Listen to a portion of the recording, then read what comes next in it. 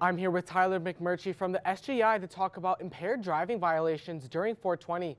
Tyler, thank you so much for taking some time to speak with us today. Oh, no worries, man. It's the job. What are some of the punishments people can face if caught driving high? The most common by far are an administrative suspension.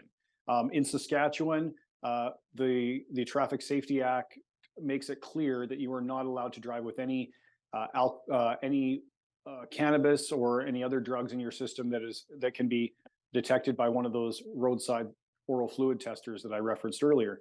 A positive on one of those tests would result in a brief license suspension and a vehicle impoundment, as well as a couple of other consequences, which include the demerits under our Safe Driver Recognition Program and the requirement to take a weekend driving without impairment course. So if you test positive on one of those oral fluid tests, there are a stash of consequences that go along with that, and ones that can strain your finances really and cost you some green, because you do have to pay to get your vehicle out of the impound lot. You have to pay for those impound and towing fees.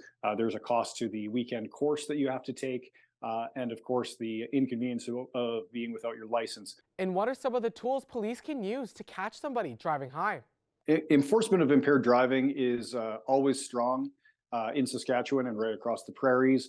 And police have been given additional tools and training following legalization, which happened back in 2018.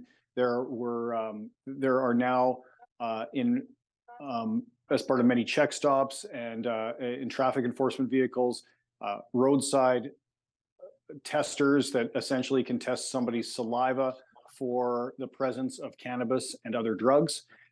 Those have become increasingly available for police, and as a result, we have seen the number of people being caught driving under the influence of cannabis increase substantially over the last few years in particular. And Tyler, has the SGI seen a rise in impaired driving numbers within the last couple years?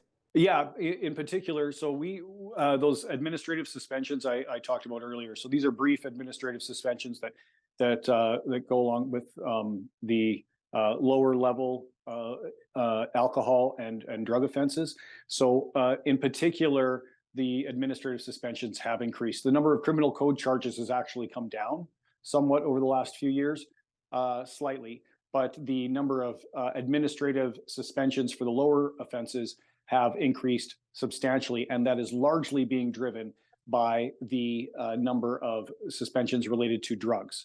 So what we've seen is in 2020, and of course this was the pandemic year, so people were driving less. We saw 196 suspensions. The following year, it was over 500 suspensions.